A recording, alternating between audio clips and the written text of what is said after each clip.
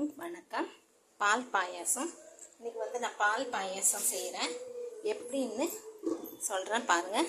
நான் செய்கிறது இந்த மாதிரி செய்வேன். ஆனால் நல்ல டேஸ்ட்டு செமையாக இருக்கும். இதுமாரி பால் பாயாசம் செஞ்சு பாருங்கள். ஜவ்வரிசி 100 ஜவ்வரிசி எடுத்திருக்கேன். கொஞ்சமாக தண்ணி விட்டு நான் இந்த ஜவ்வரிசியை வேக வச்சுக்கினேன். கழுவி அதை போட்டு வேக வச்சிச்சு. இப்போ வெந்துருச்சு. இப்போ இந்த நல்லா வெந்த பிறகு அதுக்கப்புறம் நான் சேமியா இருக்குது இல்லைங்களா, அது கொஞ்சமாக நான் போட்டு வறுத்து எடுத்து வச்சுருக்கேன். இந்த மாதிரி கொஞ்சமாக சிம்மில் வச்சு நீங்கள் இந்த மாதிரி வறுத்துக்கோங்க. இந்த மாதிரி கொஞ்சம் ரெட் கலரில் 1-2 ரெட் கலர் இருந்தால் கலரும் பார்க்குறதுக்கு நல்லா அழகாக இருக்கும்.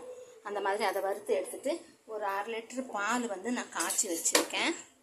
1/2 லிட்டர் பால் நான் காய்ச்சி வச்சுருக்கேன். இதுக்கு நம்ம பாக்கெட் பால் ஊற்றினா தான் டேஸ்ட்டாக இருக்கும். இப்போ நான் ஜவ்வரிசி வெந்த பிறகு சேமியா எடுத்து போட்டுடுறேன். சேமியாவை எடுத்து போட்டுட்டு நம்மளுக்கு தேவையான அளவு சர்க்கரை போட்டுப்போம்.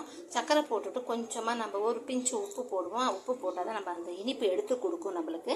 உப்பை போட்டுட்டு அதுக்கப்புறம் அது கொஞ்சம் ரொம்ப வேக விடாதீங்க. சேமியாவை போட்டு ரொம்ப வேக விடாதீங்க. ஒரு 2 கொதி வந்த உடனே அதை நம்ம பால் எடுத்து நம்ம காய்ச்சி வச்சுக்கிற பால் எடுத்து ஊற்றிட்டு ஸ்டவ்வை ஆஃப் பண்ணிவிடுங்க. ஆஃப் பண்ணிவிட்டு ஏலக்காவை போட்டுட்டு நம்ம முந்திரி திராட்சை நெய் ஊற்றி வறுத்து அதில் கொட்டிட்டு விட்டுடுங்க. ஒரு 10 நிமிஷம் கழித்து பாருங்கள். கொஞ்சம் தண்ணியாகவே இருக்கணும். இது தண்ணியாக இருந்தால் தான் இது நல்லாயிருக்கும். அப்புறமா அதுக்கப்புறம் கொஞ்சம் இழுத்துக்கும்.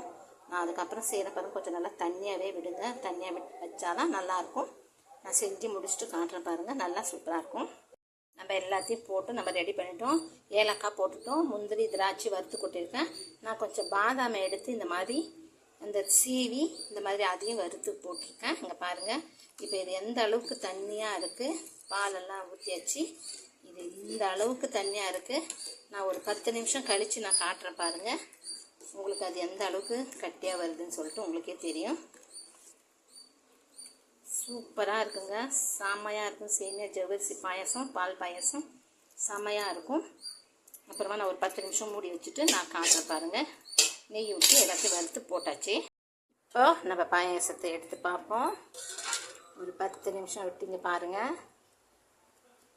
பாயாசம் சூப்பராக ரெடி ஆயிடுச்சு. இன்னமும் கூட கொஞ்சம் இழுக்கும். இது நம்ம தண்ணியாக செய்யுதுன்னா அது இந்த அளவுக்கு இழுக்கும். அதே மாதிரி நம்ம சேமியாவை ரொம்ப வேக வைக்க வேணாம். போட்டு ஒரு 2 செகண்ட் இல்லை 3 நிமிஷம், ஒரு 2 நிமிஷம் 1 நிமிஷம் தான் சர்க்கரை போட்டு வேக வச்சு பால் எடுத்து ஊற்றிடணும். செம்மையான வாசனை செம்மையாக இருக்குதுங்க. பால் பாயாசம் ரெடி ஆயிடுச்சு.